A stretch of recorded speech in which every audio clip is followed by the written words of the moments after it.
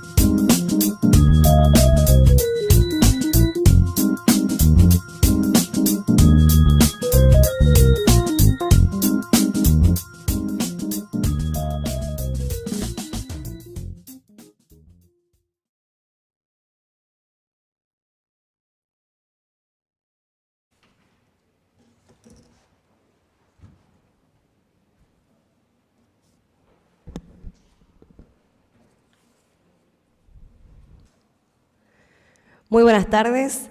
Invitamos a todos a ponerse cómodos, respetando el distanciamiento que la situación pandémica nos impone, para dar inicio de esta manera a la siguiente conferencia y posteriormente las palabras de cierre por parte de la comisión organizadora del evento. Hemos llegado al final de la primera jornada de investigación y extensión de la UCAMI.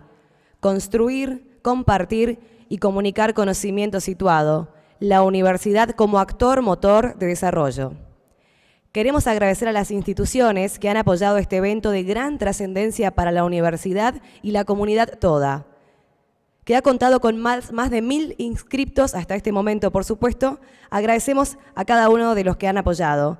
Instituto de Misión Médica Würzburg, Universidad Católica de Córdoba, Universidad Nacional de Misiones, Universidad Nacional del Alto Uruguay, Universidad Gastón Dáchari, Universidad del Salvador, Universidad Adventista de La Plata, Universidad de Ciencias Empresariales y Sociales, Ministerio de Prevención de Adicciones y Control de Drogas, Instituto Superior Antonio Ruiz de Montoya, Instituto Misionero de Biodiversidad, Sanatorio Borati, Sociedad Anónima, Agencia Ejecutiva de Desarrollo e Innovación Tecnológica de Misiones, Agencia Universitaria, Buenos Aires Open Center, Centro Único Coordinador de Ablaciones e Implantes de Misiones, Municipalidad de Posadas, Fundación Bronislava Kruczewski de Sichowski, Fundación OSDE, Asociación Argentina de Bioinformática y Biología Computacional, Cáritas Posadas, Ministerio de Salud Pública de la Provincia de Misiones, Hospital Escuela de Agudos Dr. Ramón Madariaga y Prevención Salud de Sancor Seguros. También agradecemos esta tarde la presencia de la concejal Mariana Dáchari. Bienvenida. Nos toca ahora el broche de oro de la mano de la filosofía. Tenemos el honor de tener nuevamente en la casa al doctor Juan Carlos Albi, quien expondrá sobre el cristianismo primitivo frente al aborto. El profesor Juan Carlos Albi es bioquímico, licenciado en filosofía, doctor en filosofía y posee asimismo un postdoctorado en filosofía. Es también miembro del Consejo Elector de la Asociación Internacional de Estudios Patrísticos de Oxford, Reino Unido. Se desempeña además como profesor titular de Filosofía Antigua, Filosofía Medieval y Metafísica en la licenciatura en Filosofía de la Facultad de Ciencias Humanas de la UCAMI. Adelante, doctor Albi, la audiencia ahora sí es toda suya. Bienvenido.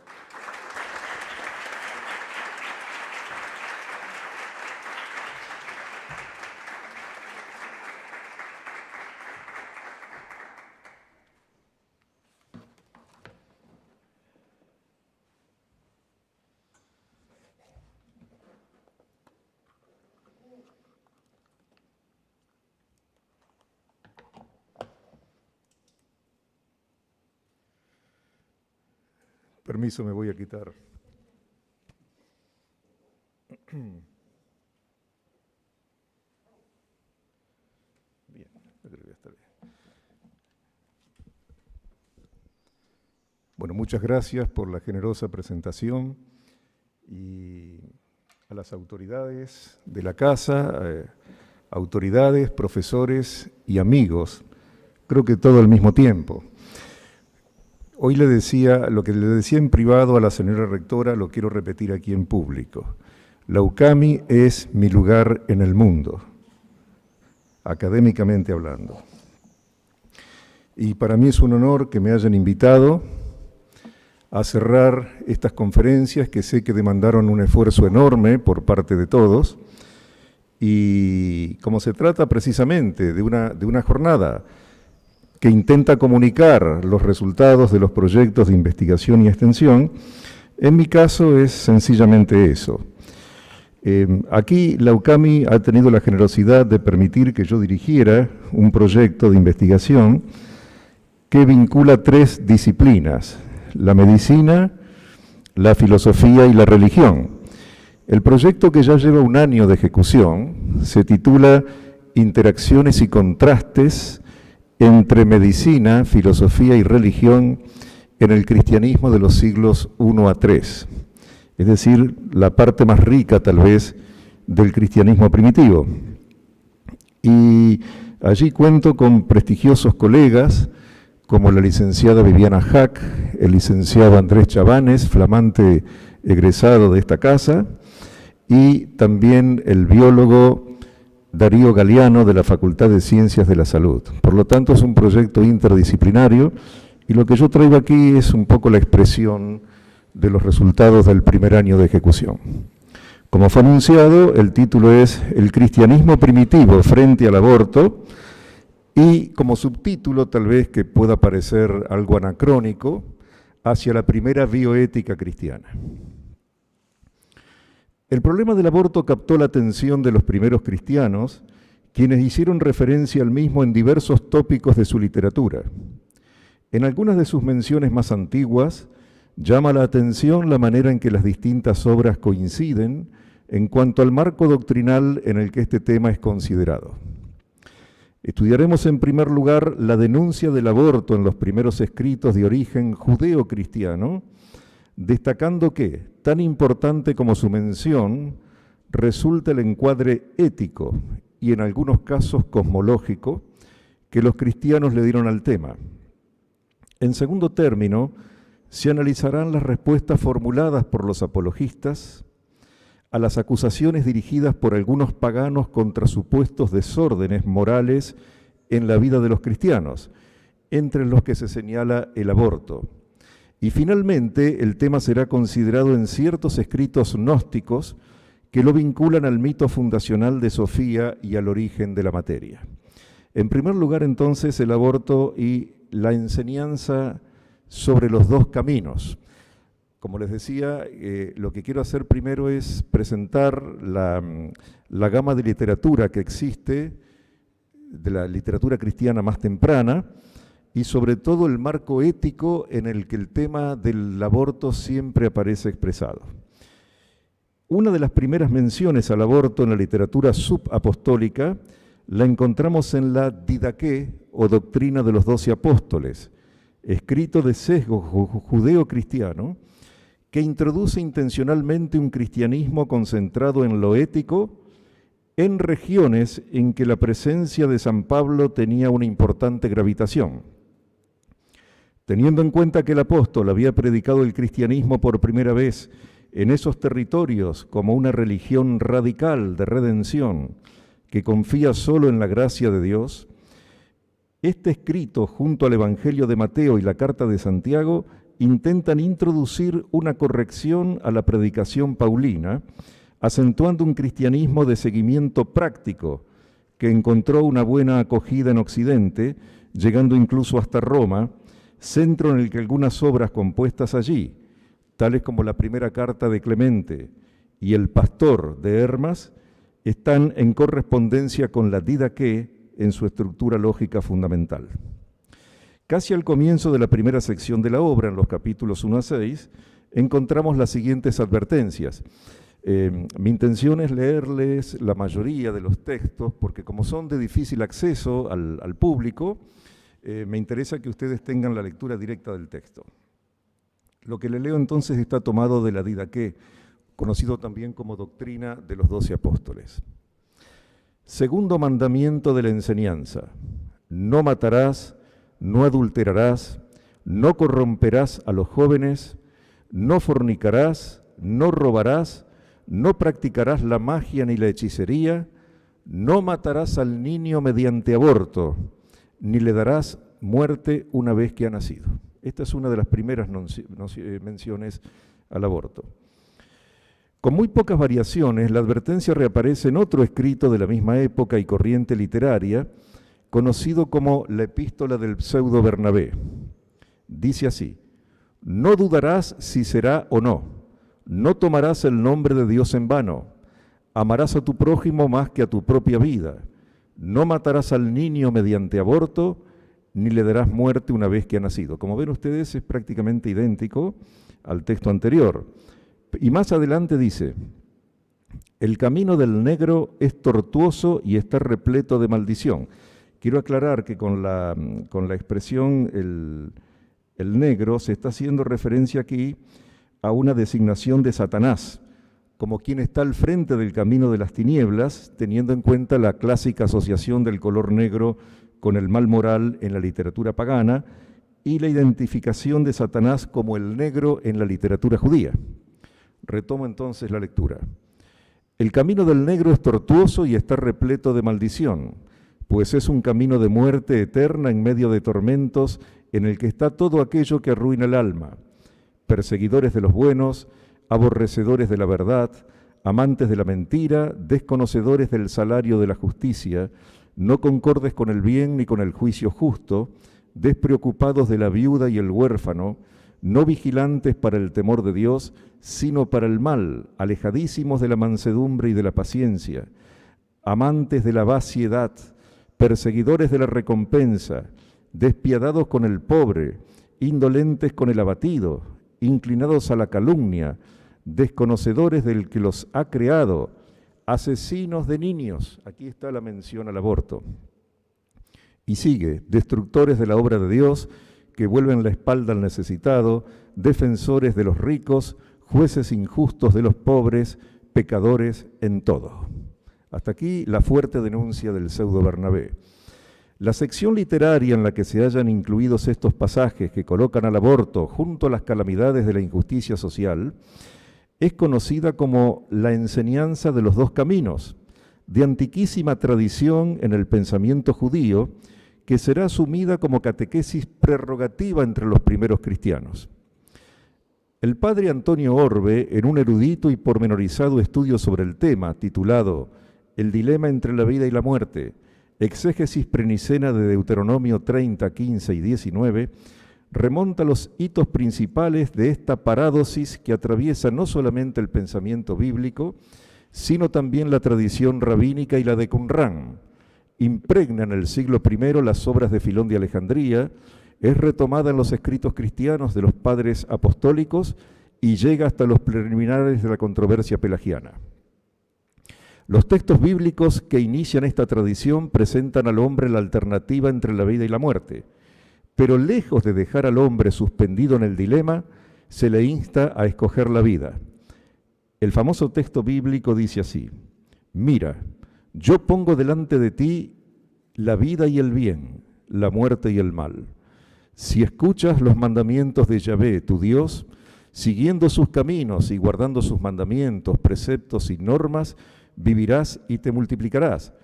Pero hoy, por testigos, pongo contra vosotros al cielo y a la tierra. Te pongo delante vida o muerte, bendición o maldición. Escoge la vida para que vivas tú y tu descendencia.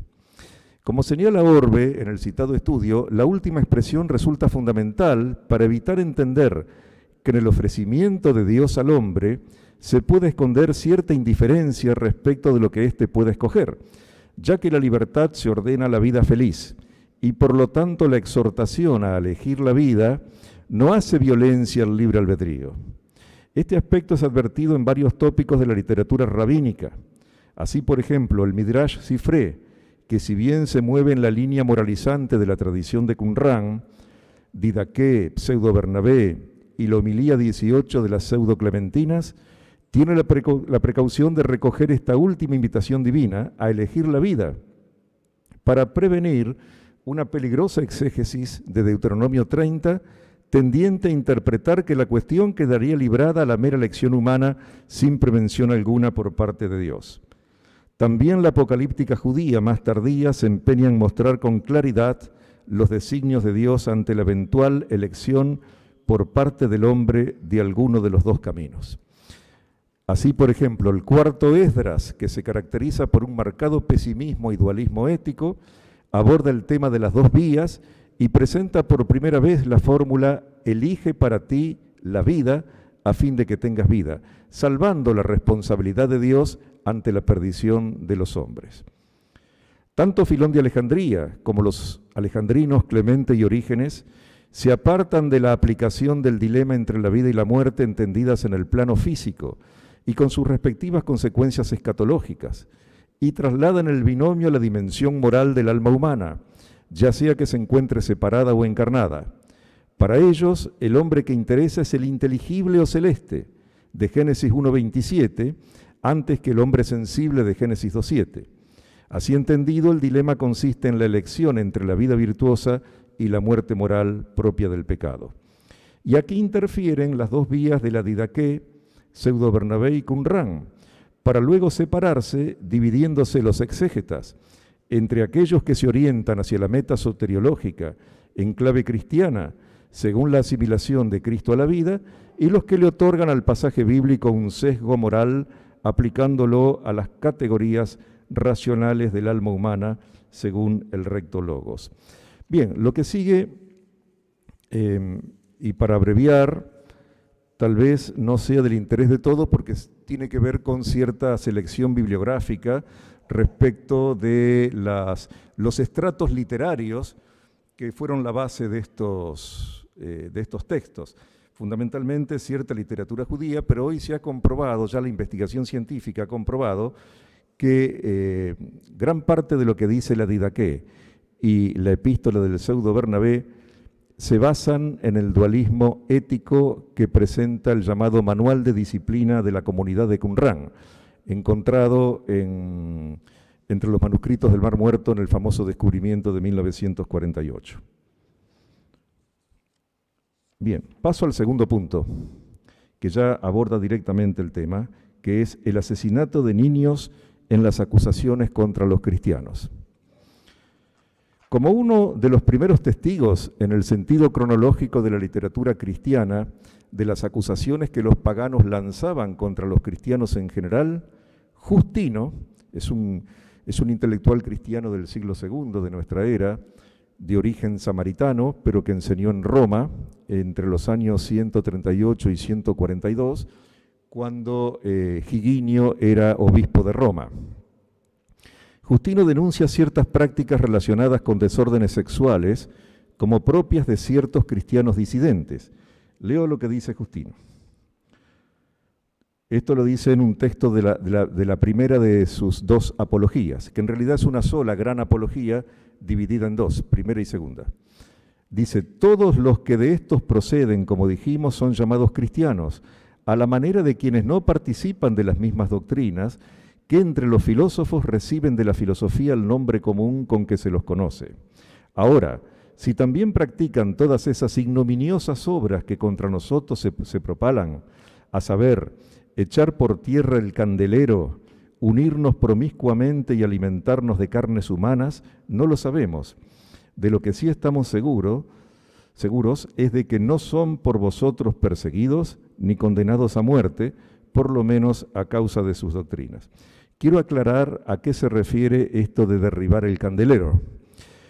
Justino se refiere aquí a una inicua ceremonia conocida como la ceremonia del perro tramoya, denunciada como práctica común entre los cristianos por el literato y orador Marco Cornelio Frontón, aproximadamente entre la primera mitad del siglo II, maestro de Marco Aurelio. Frontón, que provenía de Cirta de Numidia, escribió y probablemente leyó en público una diatriba contra los cristianos. Minucio Félix habla de una serie de acusaciones contra los cristianos por parte de un tal Cecilio, quien se habría inspirado en el discurso de Frontón. En su obra apologética Octavius, Minucio Félix recensiona la acusación que contiene la descripción de la mencionada ceremonia en estos términos. Así lo relata Octavio. Sus banquetes son conocidos. Se está refiriendo a la supuesta práctica de ciertos cristianos. Sus banquetes son conocidos. Todos los mencionan por doquier. Lo atestigua también un discurso de nuestro cirtense Frontón. Se reúnen para un banquete en un día solemne con todos sus hijos, con sus hermanos, con sus madres, hombres y mujeres de toda edad. Después de haber comido bien y cuando el calor de los manjares y de la bebida ha estimulado el ardor de la lujuria, incitan a un perro atado a un candelabro a que salte y se arroje sobre un panecillo, lanzado fuera de su alcance. Así, derribada y extinguida la luz traidora, se abrazan al azar a favor de las tinieblas, favorecedora de la impudicia, resultando todos incestuosos por la voluntad, aunque no todos lo sean de hecho, porque todos desean el pecado cometido por cada uno. Respecto, precisamente algunas de las acusaciones dirigidas en general contra los cristianos consistían en el infanticidio y el canibalismo ritual, además de que algunos de esos cristianos marginales procedían a abortar a los niños engendrados durante esas orgías. Tertuliano es uno de los escritores que más registró este tipo de calumnias que el imperio desató contra los cristianos.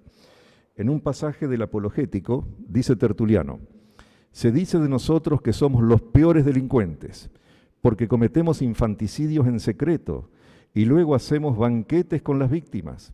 Se dice que después de la fiesta nos dedicamos al incesto, con la complicidad de los perros que tiran al suelo las antorchas. Se dice que como secuaces de las tinieblas nos procuramos la vergüenza de impías obscenidades. Respecto de los infanticidios rituales y de la promiscuidad en los ágapes, sigue diciendo Tertuliano con su acostumbrada ironía: ven, hunde tu espada en este niño que no es enemigo de nadie, que no es reo de nada, que es hijo de todos. O si eso le corresponde a otro, tú asiste al hombre que muere antes de haber vivido. Espía el alma nueva que se va, toma la fresca sangre, empapa tu pan en ella, come a gusto. Mientras tanto, recostado a la mesa, enumera los lugares donde está tu madre, donde está tu hermana, anótalos diligentemente para que cuando los perros provoquen las tinieblas, derribando los candelabros, no te equivoques. En efecto, cometerías sacrilegio o por lo menos incesto. Fíjense la crudeza que tiene la denuncia de Tertuliano.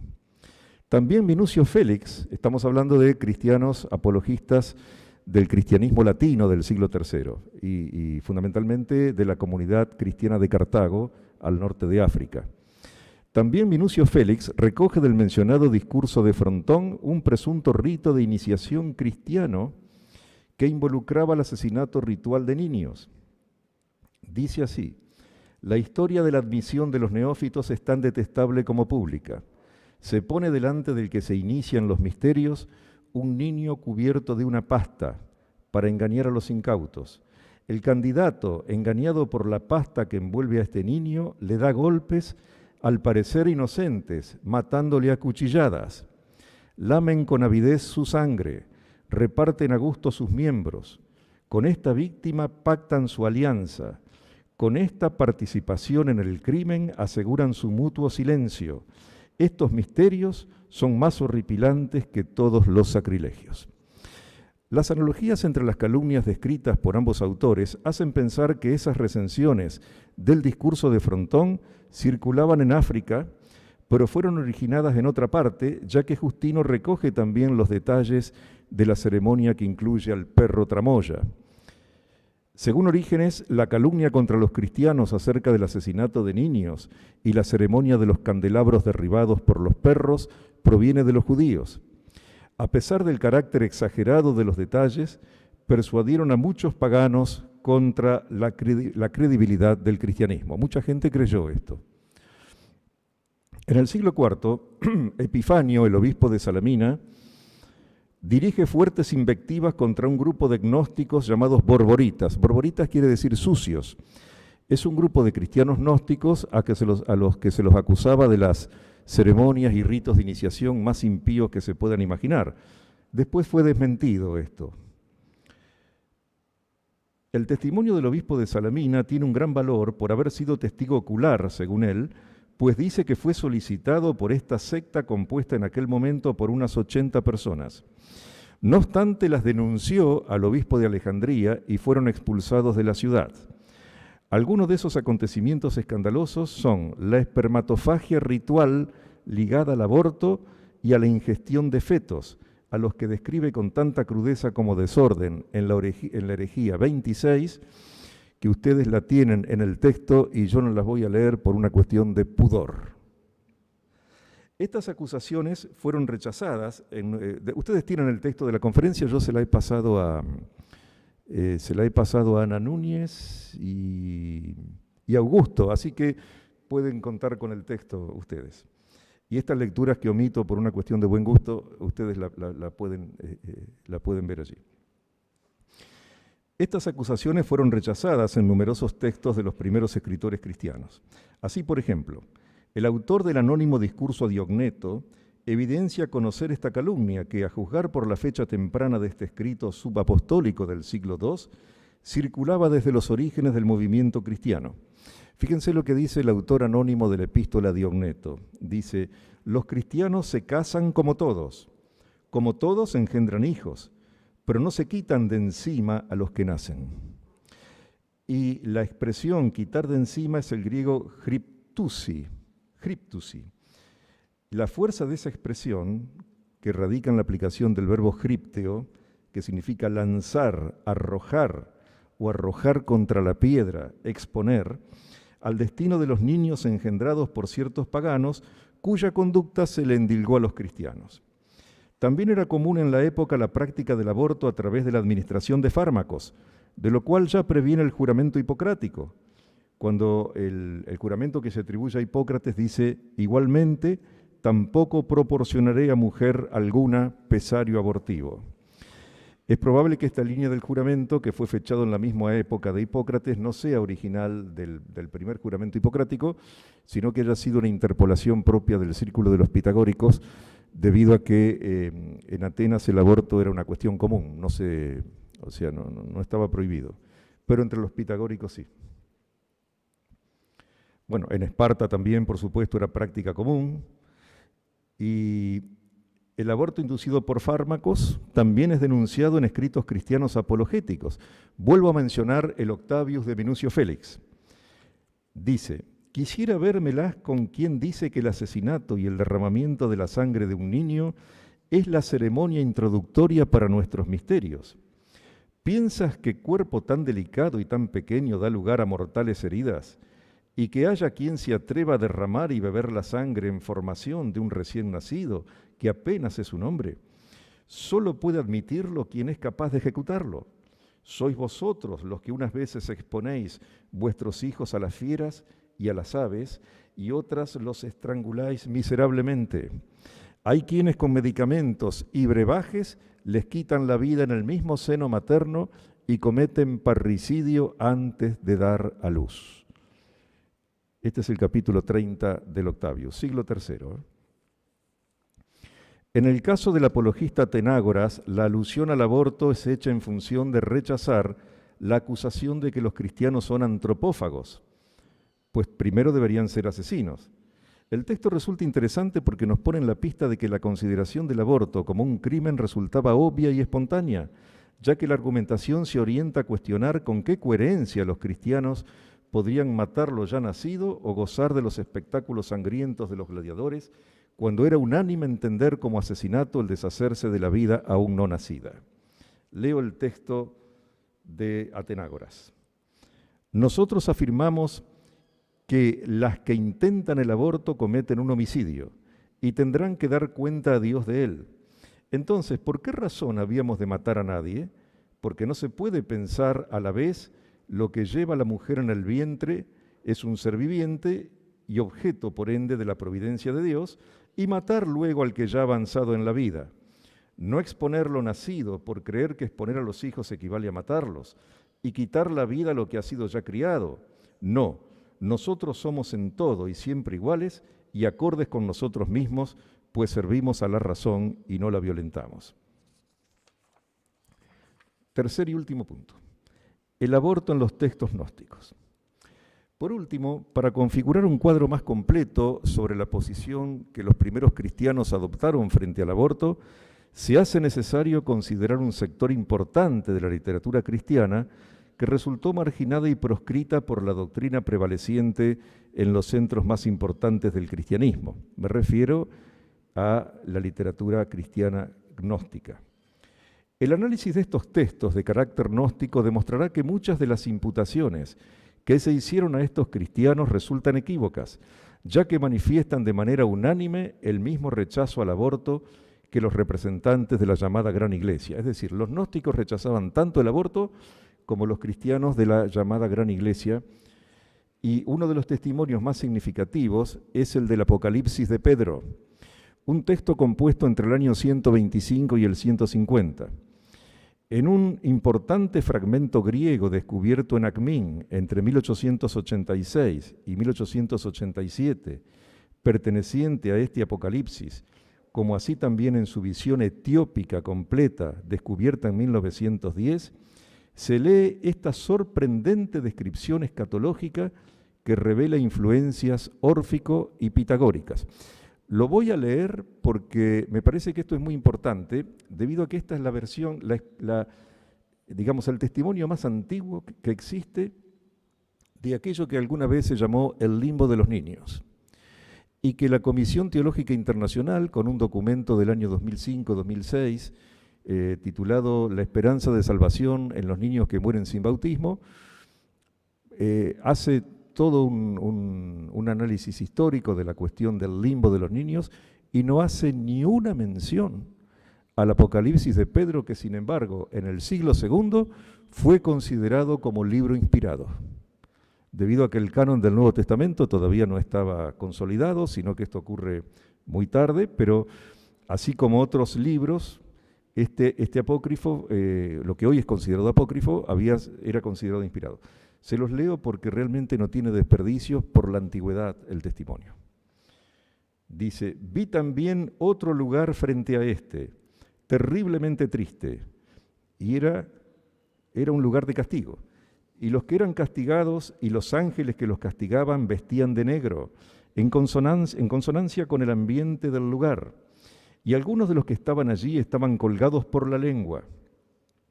Estos eran los que habían blasfemado del camino de la justicia. Debajo de ellos había un fuego flameante y los atormentaba. Y había un gran lago lleno de seno ardiente, donde se encontraban algunos hombres que se habían apartado de la justicia, y los ángeles encargados de atormentarlos estaban encima de ellos. También había otros, mujeres que colgaban de sus cabellos por encima de este cieno incandescente. Estas eran las que se habían adornado para el adulterio, y los hombres que se habían unido a ellas en la impureza del adulterio pendían de los pies, y tenían sus cabezas suspendidas encima del fango, y decían: no creíamos que tendríamos que venir a parar a este lugar. Y vi a los asesinos y a sus cómplices echados en un lugar estrecho, lleno de ponzoñosos reptiles, y eran mordidos por estas bestias, y se revolvían en aquel tormento, y encima de ellos había gusanos que semejaban nubes negras, y las almas de los que habían sido asesinados estaban allí y miraban el tormento de aquellos asesinos y decían: oh Dios, rectos son tus juicios. Muy cerca de allí vi otro lugar angosto, a donde iban a parar el desagüe y la hediondez de los que allí sufrían tormento, y se formaba allí como un lago, y había allí mujeres sentadas, sumergidas en aquel albañal hasta la garganta, y frente a ellas, sentados y llorando, muchos niños que habían nacido antes de tiempo, y de ellos salían unos rayos de fuego que herían los ojos de las mujeres. Estas eran las que habían concebido fuera del matrimonio y se habían procurado aborto. Esto es increíble, pero habla de un lugar cercano que bordeaba el infierno. No da el nombre, por supuesto, porque el nombre limbo apareció después, pero la palabra limbo significa borde, frontera, precisamente. Es el testimonio más antiguo que se conoce sobre esa doctrina. Esta referencia a un lugar en el que se encuentran los niños abortados y que por ende no recibieron el bautismo, constituye tal vez el antecedente más temprano de la doctrina escatológica católico-romana del limbo, que, como ya dije, fue considerada no como verdad dogmática, sino como hipótesis teológica. Bueno, otros documentos asociados al lenguaje y temática de los llamados barbelognósticos. Barbelognósticos se llaman así porque era un grupo de cristianos que decían conocer a Barbeló. Barbeló es uno de los nombres de Dios que, digamos, con el que se referían a Dios estos gnósticos, porque se forma de 3 palabras hebreas. La preposición be, que significa en, Arvá, que es el número 4, y Eloá, que es Dios. Entonces, Barbeló es be Arvá Eloá, Dios en el 4, por las 4 letras del tetragrámaton sagrado del nombre de Yahvé. Influenciados por la antigua tradición setiana, la que a su vez fue enriquecida por numerosos profetas transmisores de su mensaje, revelan el rechazo que estos cristianos experimentaban hacia el culto espermático como rito de comunicación de los grandes misterios o tesoros de la luz, y que, como vimos, se identificaba con los gnósticos borboritas, que por eso se los llamaba sucios, por ese tipo de cultos de iniciación, y estaba asociado al aborto. Así, por ejemplo, la Pistisofía, que es un tratado compuesto entre mediados y finales del siglo III, y que es una doble respuesta de los gnósticos a los cristianos católicos de Egipto, por un lado, y por otra parte a los cultos mistéricos celebrados en ese medio cultural y que fueron considerados como profundamente cristianos gnósticos, dice, Tomás dijo, hemos oído que hay algunos individuos sobre la tierra que toman esperma masculino y sangre menstrual femenina y que elaboran un plato de lentejas y lo comen, diciendo, creemos en Esaú y Jacob. ¿Existe pues algo parecido o no? Porque esto se refiere al famoso pasaje del Génesis en que Esaú le compra a Jacob un plato de lentejas a cambio de la venta de su primogenitura, de su derecho como hijo primogénito. Como puede apreciarse, el rechazo por parte del Salvador a tales prácticas amerita castigos escatológicos similares a los que encontramos en el Apocalipsis de Pedro. Es decir, que los gnósticos de la Pistisofía también estaban en contra de este tipo de rituales, los rituales espermáticos. Los ritos esotéricos y mistéricos descritos en el libro 4 de la Pistisofía se encuentran descritos de manera completa en un documento de comienzos del siglo III, conocido como el Libro del Gran Discurso Iniciático, título general que comprende los 2 libros de Yehú, el león custodio de los lugares del pleroma. Bueno, para ir abreviando, dejo la lectura, pero también justamente ataca este tipo de rituales. En los gnósticos de Nag Hammadi, el aborto forma parte del mito cosmogónico de la pasión de Sofía, expulsada del pleroma como una deficiencia o materia sin forma, sustrato de la creación sensible.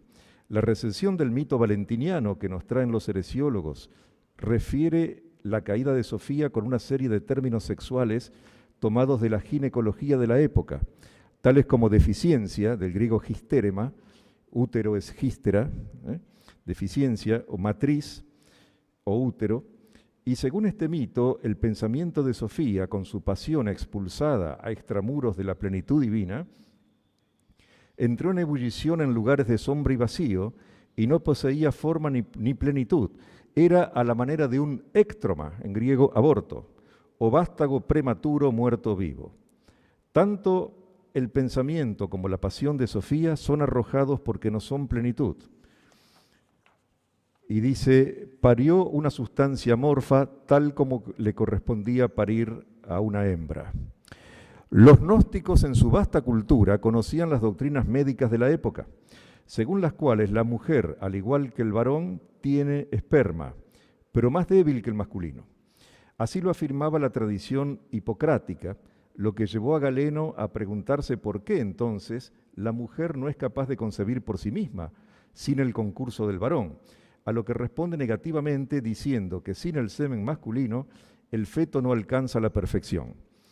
Y dice textualmente así Galeno en el capítulo 14 de su texto La utilidad de las partes del cuerpo, dice: el semen femenino es muy débil e incapaz de progresar hasta el estado de movimiento en el que podría imprimir una forma artística sobre el feto. Así, por ejemplo, según el médico de Pérgamo, una gallina puede concebir por acción del viento sin la participación del macho, pero la generación que se obtiene es imperfecta. La palabra griega es mile o engrosamiento deforme. Recurriendo a estos conocimientos médicos como el de la teoría del útero errante, los gnósticos relacionaron el deseo insatisfecho de Sofía por conocer al Padre desconocido con el origen deficiente de la materia a partir del sustrato abortivo, fruto de la excrescencia extrapleromática. Otro texto también de la hipóstasis de los arcontes, que lo salteo, dice lo mismo, que muestra notables similitudes con el anterior.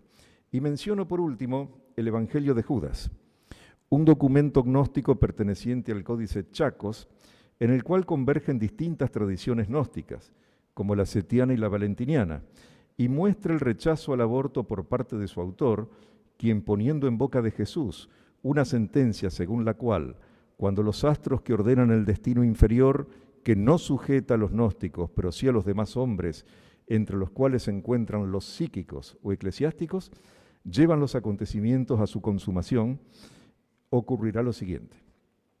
Lo leo porque este es un documento bastante, es un documento del siglo II, escrito en griego, del cual se encontró una copia del siglo IV, una copia hecha en el siglo IV en copto, y fue descubierto en 1978 en una tumba en Egipto, pero fue dado a conocer al mundo en el año 2006 y se hizo famoso por un documento de la National Geographic que presentó el Evangelio de Judas. Bueno, el texto dice así: dijo Jesús: verdaderamente os digo, para todos ellos los astros lo llevan todo a su consumación.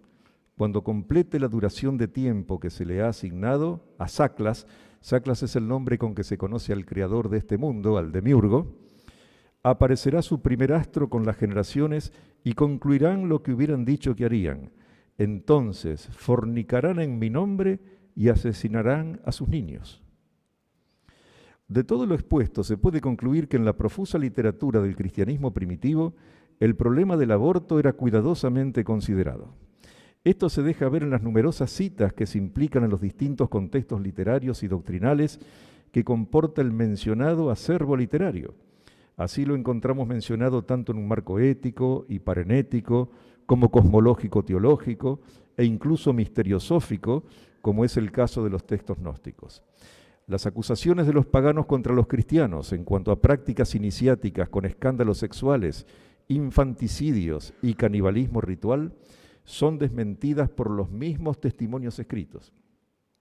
Por su parte, la imputación a los cristianos gnósticos de este tipo de prácticas nefandas por parte de Epifanio en la herejía 26 no parece involucrar a lo más representativo de esta comunidad, ya que la lectura directa de los textos gnósticos per se, cosa que nos permitió el descubrimiento de los textos de Nag Hammadi en 1945, y por fuera del prejuicio ideológico que en muchos casos manifiestan hacia ellos los heresiólogos, permite constatar que tanto en estas comunidades cristianas como en las demás, allende sus diferencias de doctrina, el rechazo al aborto era unánime. Bien, muchas gracias.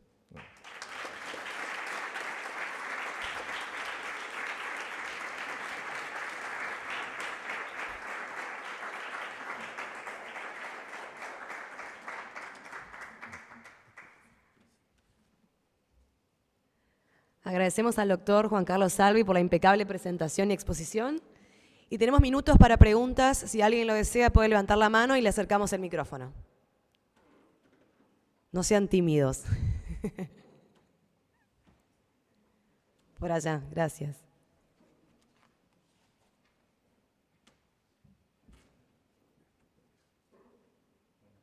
Hola.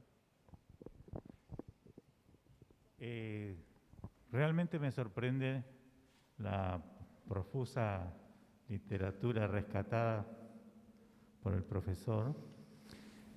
Y le quería preguntar, como son de versiones, al menos en la creencia vulgar nuestra, de que parte de esa literatura no conforma lo que se llama la opinión oficial de la Iglesia.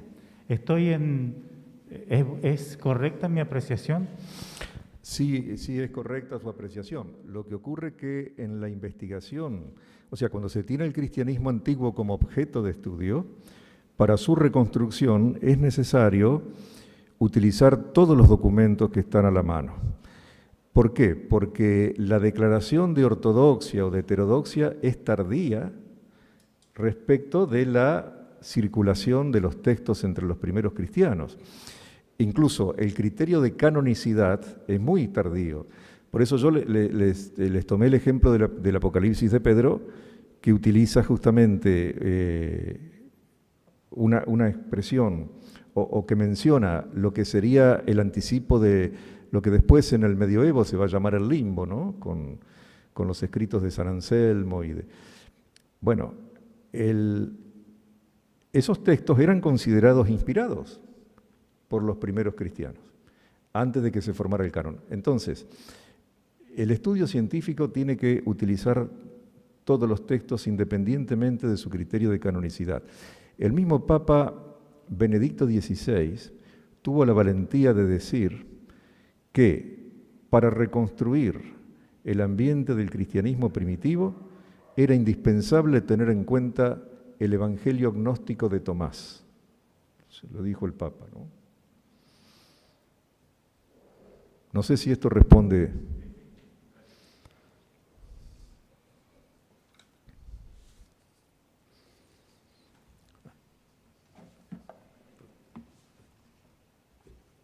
¿Alguien más? Bueno, va a quedar el doctor dando vueltas por aquí, así que seguramente si tienen alguna pregunta en privado después la pueden hacer. Muchas gracias. ¿Tienen el texto de la conferencia? Lo pueden conseguir, quiero decir, yo lo envío a la... Así es. Gracias, doctor. Un aplauso nuevamente para él.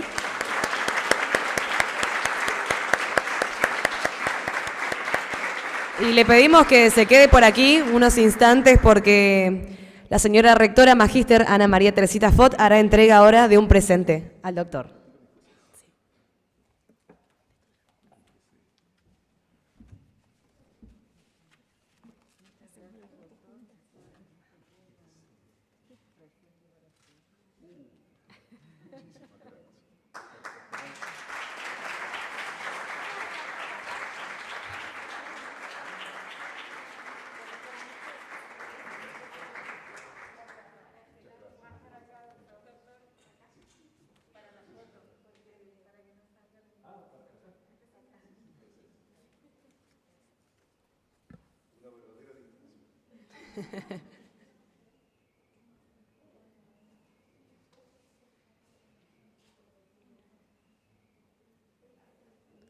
Se lo merece. Gracias, doctor.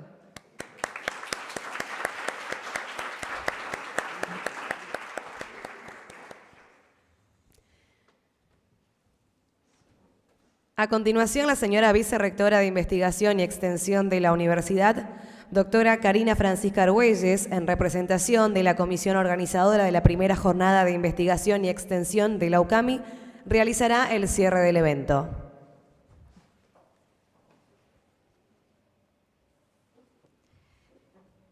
Muchas gracias.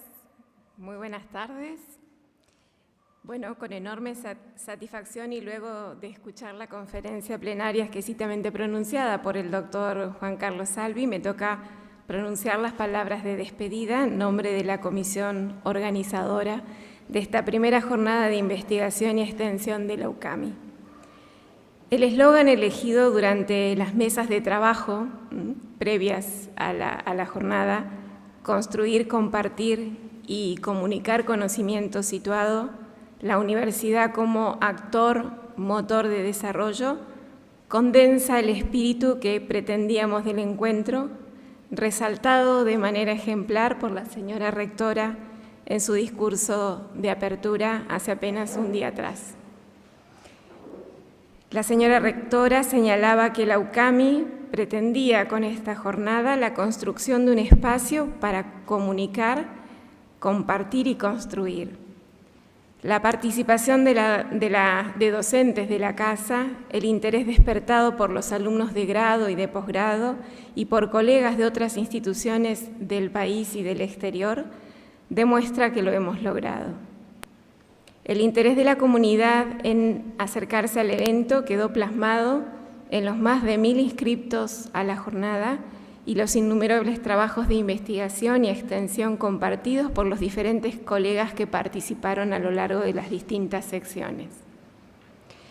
Debo destacar además que esta representa la inauguración de un ciclo de reuniones científicas que la universidad implementa y que estará dedicada a compartir la producción generada en casa, como también a conocer la que se genera en instituciones hermanas. Esta primera jornada es el resultado del esfuerzo, la capacidad de trabajo y la decidida voluntad del recurso humano, que, como decía el magíster Falcón, son la UCAMI. Hubo un tiempo medio en la preparación del evento que seguramente ustedes pudieron entrever. La nutrida asistencia de invitados, expositores y oyentes es el resultado del diálogo que iniciamos con esta jornada y que sin lugar a dudas continuaremos a futuro. El trabajo realizado y el capital simbólico reunidos junto al compromiso asumido institucionalmente se vieron compensados por los auspicios y reconocimientos obtenidos en el orden científico y cultural. En definitiva, pudimos concretar los objetivos previstos, tanto en el tratamiento realizado a los diferentes temas como por los conferencistas invitados y por los expositores. Las temáticas se entretejieron entre sí y ampliaron la trama interdisciplinaria pretendida. Las puertas quedan abiertas para la segunda jornada de incierta fecha, pues deberá conciliar su calendario con las actividades programadas por la universidad. Nos sentiremos muy complacidos si el diálogo no se interrumpe durante este intervalo incierto. ¿Saben dónde estamos y qué clase de familia somos? Un grupo humano de trabajo dinámico e incansable, interesado en construir, compartir y comunicar conocimiento. Se trata entonces de seguir generando caminos y labrando estelas en ríos y mares. Hasta reencontrarnos en la próxima jornada. Muchas gracias.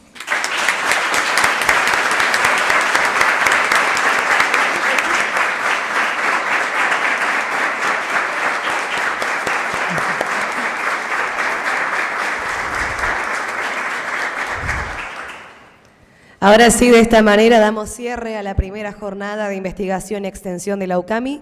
Les agradecemos a todos los participantes que han asistido de manera presencial y virtual.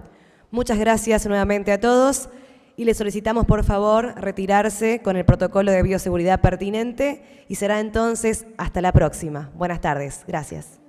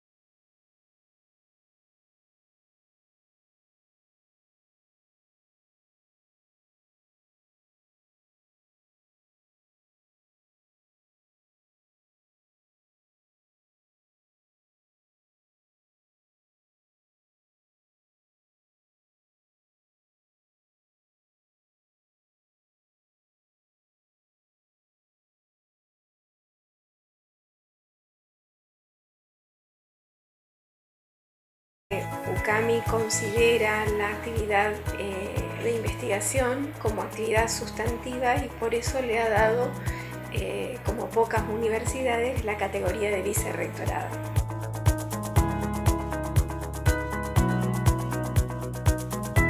Y elegí esta facultad porque mostraba una ventaja muy grande al estar acá en mi casa, que es Posadas Misiones. Terminé la secundaria y quise estudiar una rama de la salud. No había muchas y las que había no me interesaban. Cuando descubrí que se abrió una facultad cerca, no perdí el tiempo y me inscribí.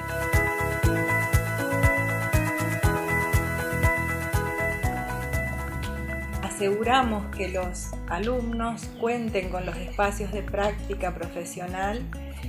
Para ello contamos con convenios con diferentes instituciones de las distintas áreas de conocimiento, tanto instituciones locales, regionales como nacionales, y también con algunas instituciones del exterior.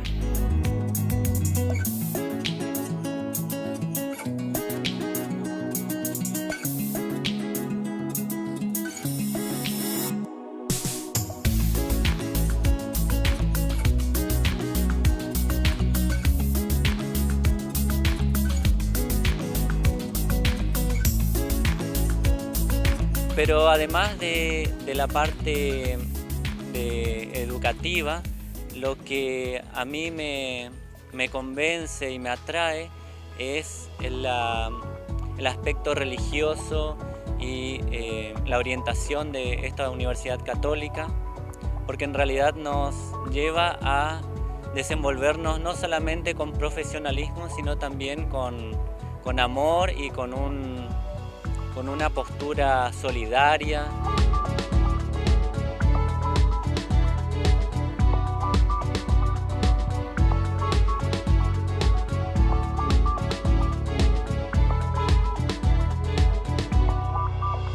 Esto nos permite brindar la formación de excelencia a la que hace referencia nuestra misión.